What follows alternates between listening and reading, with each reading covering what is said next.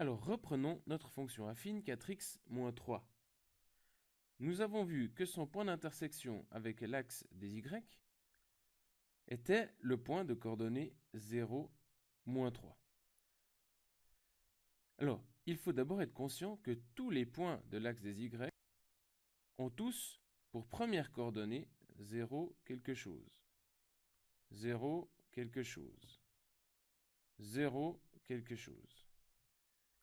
Mais l'unique point qui se trouve sur l'axe des y et en même temps sur le graphe de la fonction, c'est le point 0, comme tous les autres, f de 0.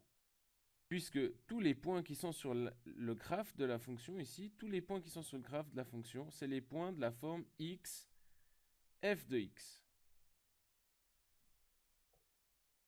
Ainsi, nous avons par exemple que le point ici, 1, 1, c'est bien le point 1, f de 1.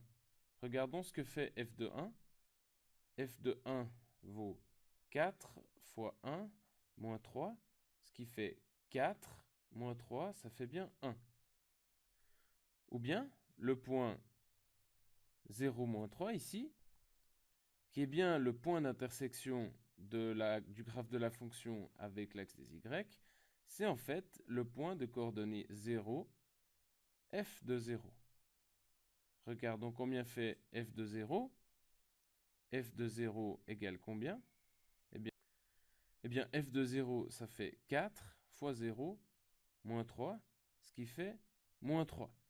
Autrement dit, le moins 3 que l'on a ici, c'est en fait f de 0.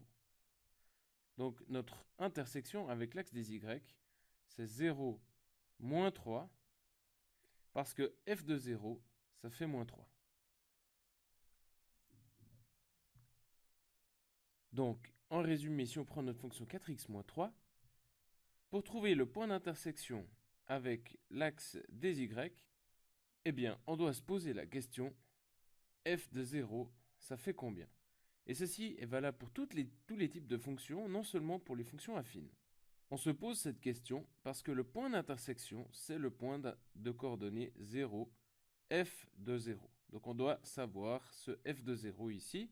Alors f de 0 dans notre cas, ça fait 4 fois 0 moins 3, ce qui fait moins 3.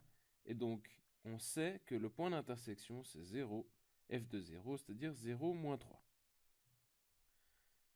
Et je vous rappelle que ceci, c'est en fait 0, b, puisque ici, on a a qui vaut 4 et le b qui vaut moins 3.